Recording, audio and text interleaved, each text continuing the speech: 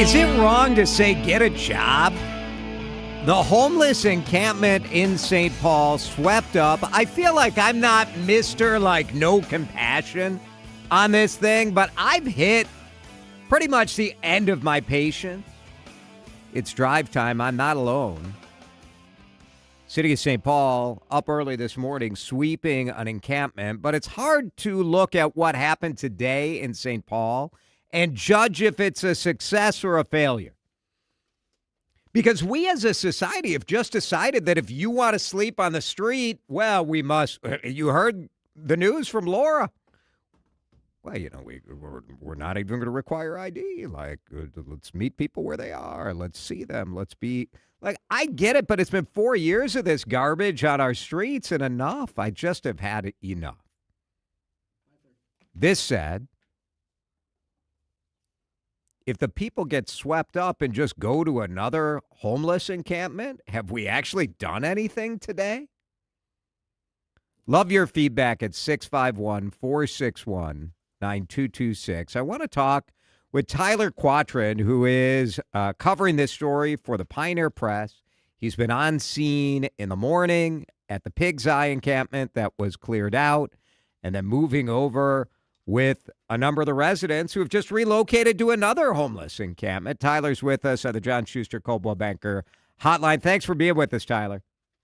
Of course. Thanks for having me, Jason. When you look at this reality of people being swept to another encampment, what did you see at the scene today? Yeah, well, it was a very different attitude across the day. It started, I was getting there at 7. That's about, an hour before the planned sweep at 8. Folks were starting to show up and help the residents move. But it didn't take long for things to get sort of tense. You had a moment where heavy machinery started to come in. Just one, I don't want to say a bulldozer. I'm not sure exactly what it was. But it came in from one side of the camp, and you had calls from activists to go near it. And that's exactly what they did. They ran towards it. One brought a couch, sort of a blockade to prevent it. Someone threw, it looked like a tomato, maybe a paint bomb or something that hit the windshield of this thing. But it didn't take long for that to turn around and go back to where it came from, and it was not seen the rest of the day.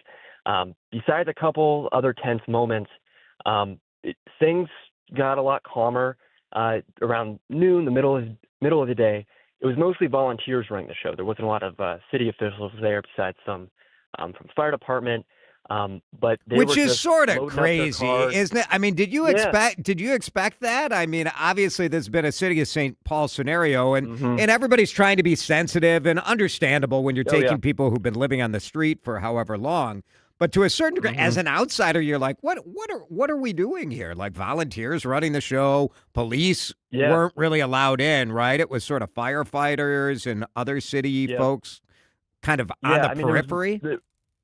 There was one sort of standoff between activists and police on one side that was happening in the morning around the same time. People were kind of on radios monitoring the perimeter to see if people were going to come in. And that didn't happen. It kind of seemed like the city knew that wasn't a smart idea, because when they tried to do it, it just started escalating things. That standoff between police, there was a barricade in between them. And they didn't really, there was a couple chants, but that didn't really go anywhere.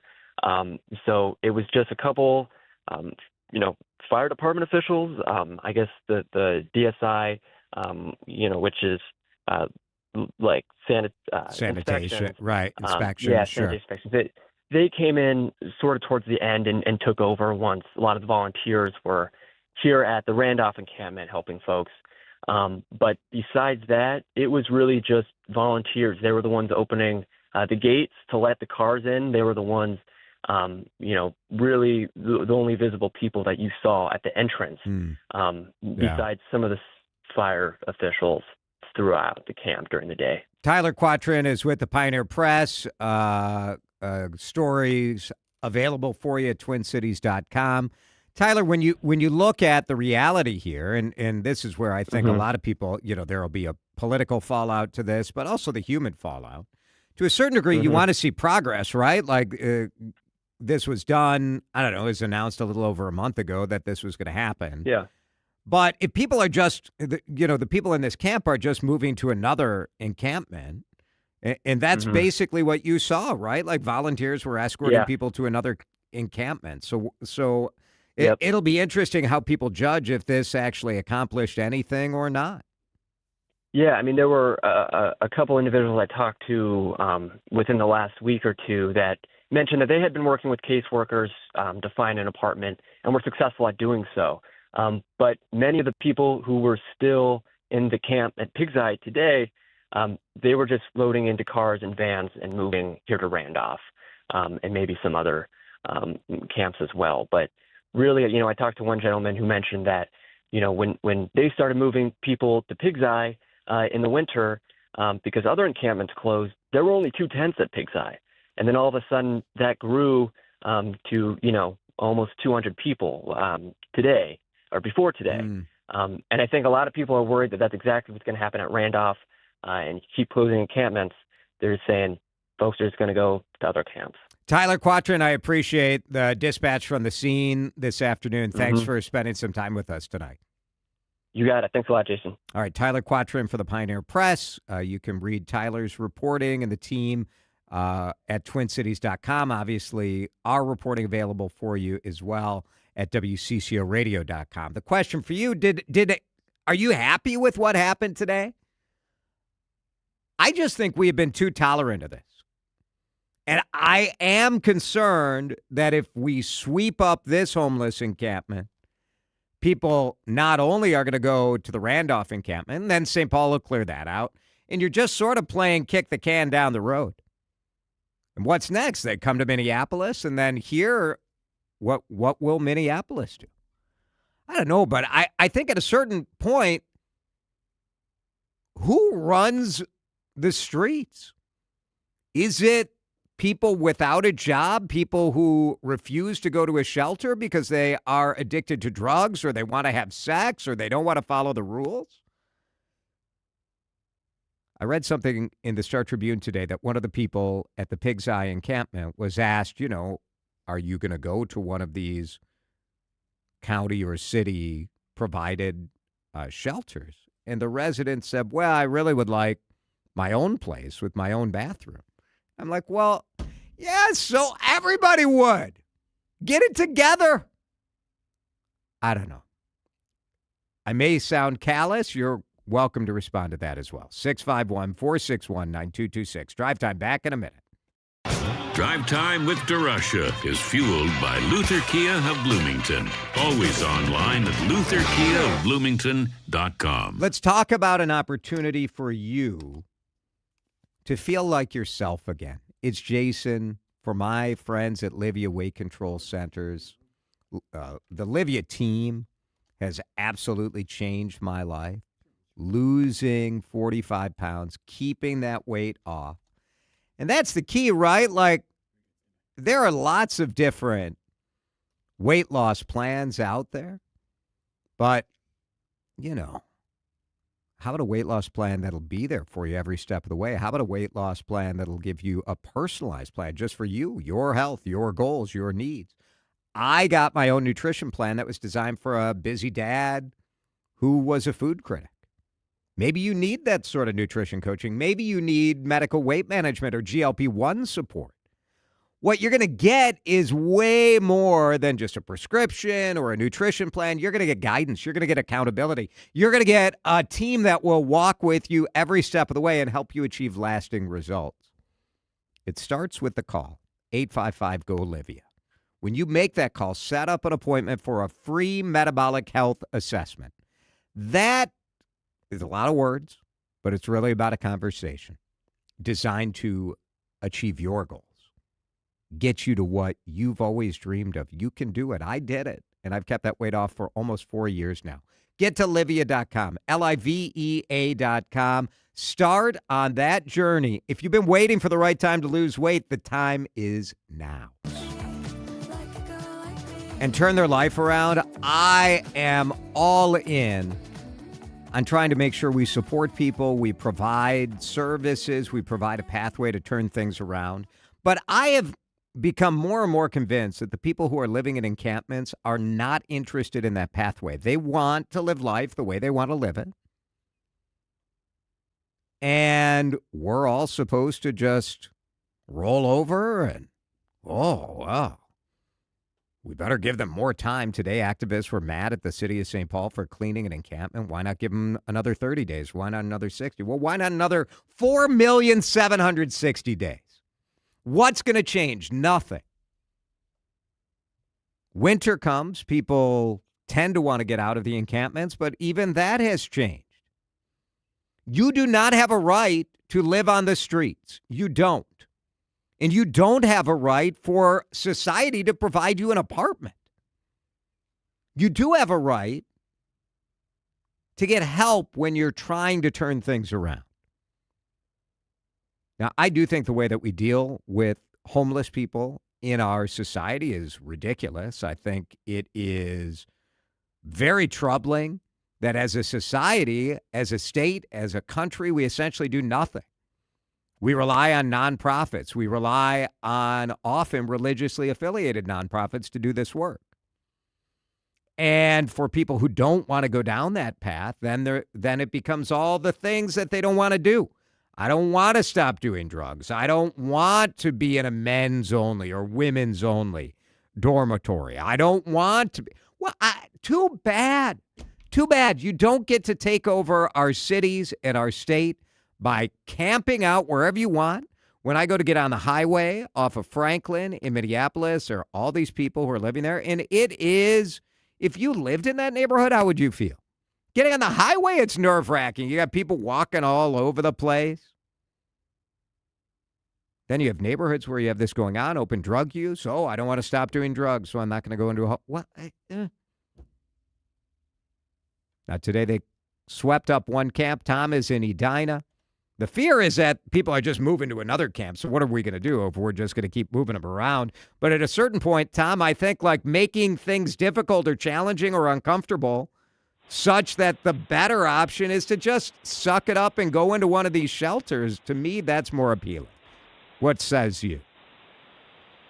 Well, good afternoon, by the way. So many years ago in Las Vegas, they gave, I don't know, let's just say $100 to each homeless person, loaded them up in a bus, and they hauled them all to Arizona. Now, this went on for a couple of years where they'd keep going back and forth and back and forth. Nobody wanted help. All they wanted to do was keep moving them back and forth. So when you say to move to one camp to the next, that's pretty much what happens. Yeah. That's all I got. Thank you. Thanks, Tom. Appreciate it. Lots of texts coming in. Jason, I agree with you. Get it together. Why can't, say, three of them get together, rent a place, and figure it out like the rest of us had to do? No, I'm not being absurd here. I understand that most of the people who are living on the streets are unemployed, have mental health challenges, have addiction challenges. That's the issue. And so a texter points out that there's also an issue with homeless people who have pets. I'm sorry, man. Like, you don't have a place to live, and we're supposed to be worried about, like, oh, where's your dog going to go? Like, take the dog to the shelter and get a house, get an apartment, get in a bed.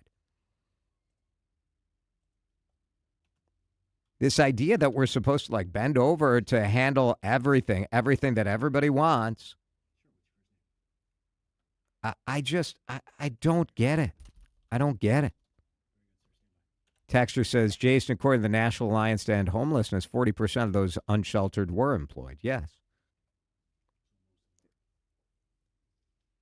Is that what we're dealing with when we're living in an encampment? I mean, I think it's a different level of the homeless, of the unhoused, however you want to describe it.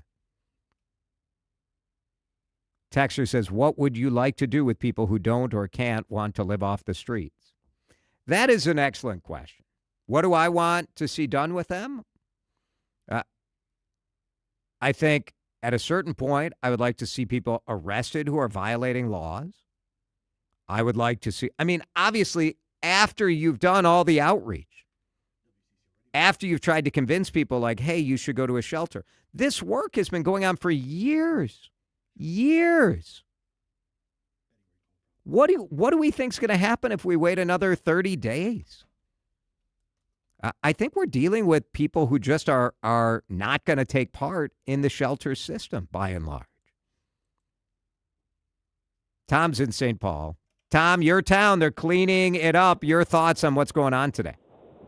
Well, I'm going to have a really interesting perspective. So I own 1,000 rental units in St. Paul, manage an additional 2,000 units for others. So we deal with a lot of tenants. Sure. But here's the issue too. The homeless, they break into our buildings nonstop. And I think you should. Oh, did we lose Tom there? Tom, you still there? You cut out a little bit. Oh, yep. I think you should be in politics because enough is enough. People have to figure things out. They have to, whether it's more mental health resources or drug rehab or whatever, they can't just have these encampments and move it to another encampment because then they're busting into my buildings off University or on the east side and they're using they're peeing in the bath or the laundry rooms and sleeping in the laundry rooms.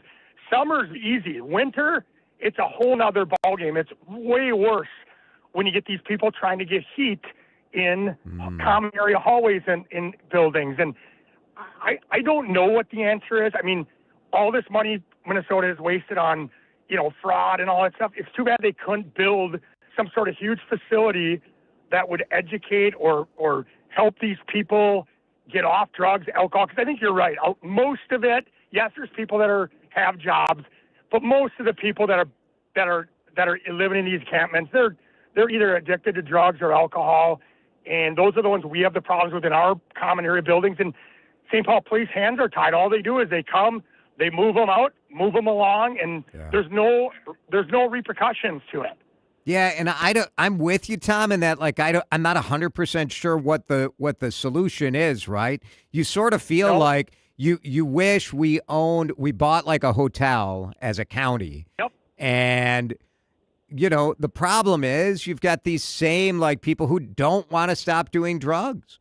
And how do you make that work? I don't know. And let me tell you something. When we've had, we work with agencies, and sometimes we get the people that come off the street, and they may still be on drugs and alcohol, and we put them in our units, and it's a disaster. Yeah. They end up causing problems for other tenants that just want to live there and be quiet and go about their daily life and work, and then you get these people that their rent's paid in full, and it's a tough deal. I mean, I'm not trying to sound cruel, but something has to obviously be done, and I don't know what the answer is. I've been doing this for 30 years, and it's getting worse, not better, in St. Paul. Yeah, and that's why I feel, thank you, Tom, I feel like the empathetic, give it time, try to convince people to go to stuff. We've been doing that for 4 years, and it's getting worse. Tom says it's getting worse. So maybe it's time to go back to zero tolerance. Betty's in St. Paul. I just feel like it's not working, Betty. I'm glad that they're clearing this encampment, but I am worried that folks are just moving to another one. What do you think about all of it? Yeah, and actually it's Debbie with a D. Debbie. Sorry about that. Thanks, no, that's Debbie. Okay. It sounds like no, I want to ask you a question. Sure. How many homeless people do you know? Well, what is that? Like, how many homeless people have I met over the years? Like, lots. Well, that you talk to, that you might have a relationship with. Zero. How many do you know? Hundreds. And what do you think the solution is? I don't. If I had a solution, I wouldn't be talking to you right now. Yeah. Because, but I'm just. What saying, have you learned from those interactions that you think would be useful for me to know and for our listeners to know? That all people deserve to be loved, to be acknowledged, to be able to have a roof over their heads. And you were talking before too about, people's pets. Jason, I volunteer at Listening House. It's a day shelter, right where the old Red Savoy Pizza used to be, kind of by the, yeah. And there was one night when I saw a man lying on our floor, sleeping in the hallway, and he had his arms around his dog. And I'm guessing that's all he had in the world. And you're a dog lover. Yep. You've had dogs. Yep. And so how do we, I mean, would I want to take that? You can't be here unless we have to figure this out. That poor man, if someone took away what was most dear to me, how can you justify that? I mean, but the question, so, Debbie, is then yes. is whether people who are not homeless, people who live in the vicinity of where people are camping out or people, whatever the case may be, what do they have to give up in exchange for someone who isn't willing to give up their pet? Is it the safety, the peace of mind, the neighborhood, all those sorts of things? But see, that's why they had the pig's eye thing going too, because that wasn't it's sort of out of the way. Yeah, it's out of the way, and so that's where they moved everybody to, and now they're clearing everybody out. And I don't, if I had a grand solution, boy, I know it's super hard. I mean, in the early days, I used to do work with a homeless shelter in downtown Minneapolis, people serving people. Okay, and one of our challenges was convincing people to understand that homelessness was a problem in our community because it was out of sight. And today the problem is the flip, where you still have the out of sight, the couch surfing homelessness, the families who are on the edge, paycheck to paycheck. But then we also have this sort of in your face, that scenario. And I don't know. I am concerned that the compassionate approach we've been trying for the last 4 years hasn't gotten us anywhere, and it's not necessarily moving people to housing either. So what are we doing? Right. And again, Jason, I hear what you're saying. I mean, it is, again, if I had an answer. I know. I don't think anyone does have a good one. And so, but I would even invite you to come visit. You live in St. Paul. Come visit Listening House sometime. We are open like 6 days a week from 2 to 8. And our hours can vary because in the winter we're open till 10 at night because the shelters don't open till 10, and people have to have a place if it's 30 below to get inside. Thanks. And so I would encourage you to come. Thank you. Thank you. You're Debbie. welcome. Yeah, appreciate the call. That's Debbie. And Karen texted with the same sort of thing. Rather than judging the encampment, why don't you do some volunteer work with the homeless? You'll understand better and have some compassion. Like, I understand that reaction, and you heard from Debbie. Like, at a certain point, something has to change. And I do think part of the change needs to be more investment from the state and the county to give people a place to go. But letting people camp out on the streets, that's not it. I mean, I don't need to go volunteer to figure out that is a bad idea because it's failed.